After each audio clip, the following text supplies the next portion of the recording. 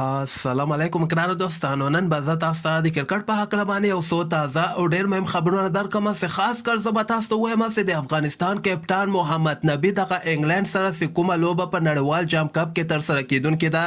د دغې لوبې په هکله باندې بیا محمد نبي څه ویلي دي.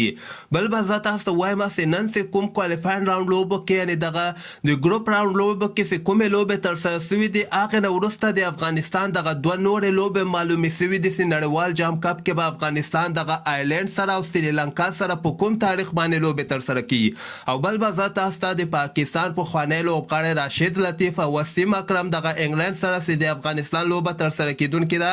د دغې لوبې په هکله باندې بیا څه ویلي دي، افغانستان څومره چانس لري چې انګلند ته ماتې ورکړي. هم معلومات در سره شریکوم، ویډیو تر اخره پورې وګورئ، په هر څه به تاسو پوه سئ. راځم اول زه تاسو ته وایم چې که خیر افغانستان به خپله اولنۍ لوبه له انګلند سره د هفتې په ورځې باندې به ترسره کوي او دغه لوبه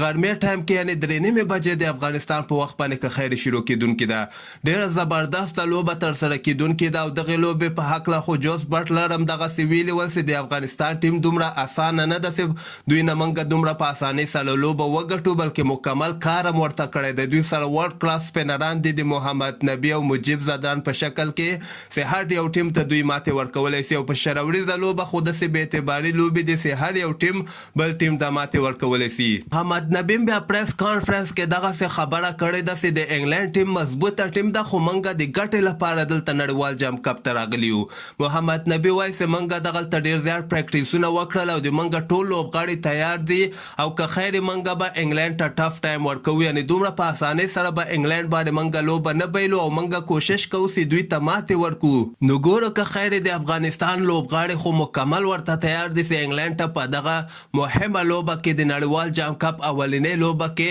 ماتې ورکړي. بل به زه تاسو ته ووایم چې نن هغه د ګروپ راوند لوبې هم ترسره سوي. ولې که تاسو دغه لوبې کتلې دغلته ویسټ انډیز ماتې خوړلې ده آیرلینډ باندې او سکاټلینډ بیا زیمبابوې لوبه ګټلې ده. دغلته که موږ وګورو د افغانستان په ګروپ کې اوس سریلانکا او آیرلینډ راغلي دي، یعنې افغانستان به سریلانکا سره هم لوبه ترسره کوي او آیرلینډ سره به هم په نړیوال جام کپ کې مهمه لوبه ترسره کوي. د افغانستان آیرلینډ سره چې کومه لوبه ترسره کیدونکې ده دغه به که خیر 28 اکتوبر باندې ترسره کیږي او سهار ټایم کې 8:30 بجې د افغانستان په وخت باندې دغه لوبه شروع کیدونکې ده. هغه بله لوبه چې کومه یوه ده هغه بیا په اول د نومبر باندې له سریلانکا سره هم افغانستان لوبیږي. هغه لوبه به افغانستان بیا سریلانکا سره ترسره کوي او هغه لوبه هم سهار ټایم کې 8:30 بجې د افغانستان په وخت باندې شروع کیدونکې ده. دې نه علاوه به زه تاسو ته وایم چې د هفتې په ورځ باندې یعنې 22 د اکتوبر باندې خو یوه د افغانستان او د انګلند لوبه ترسره کیدونکې ده، کومه چې 3:30 بجې ده،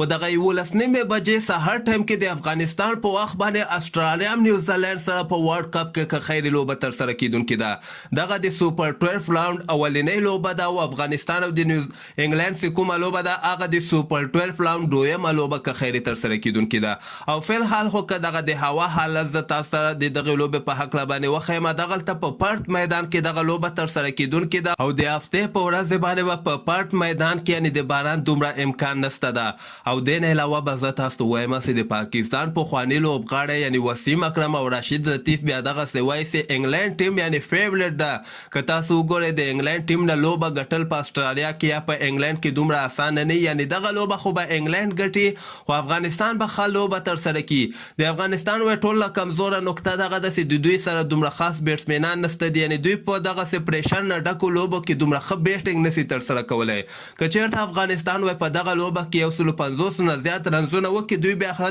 ډیفینډ کولو یعنې ښه مقابله کولی شي، بلکې وسیم اکرم دا وایي چې انګلند یو مضبوطه ټیم ده او هغوی ته ماتې ورکول د افغانستان لپاره بیخي یعنې امکان نه لري چې انګلند ته افغانستان ماتې ورکړي. خو راشد لطیف بیا دغسې وایي چې که چېرته افغانستان په دغه لوبه کې 170 یا 115 رنزه وکړل نو انګلند ته دوی ماتې ورکولی شي، ځکه افغانستان داسې دي چې دوی په نړیوال جام کپ کې لوبیږي خو دوی باندې بیخي پریشر نشته. پریشر به په انګلند باندې انګلند څنګه افغانستان سره ولوبیږي، یعنې انګلند باندې به په دغه باندې پریشر وي چې هلته هغوی سره سپینران هم ښه دي او داسې بالران دي چې انګلند بیخي لوبولي نه دي.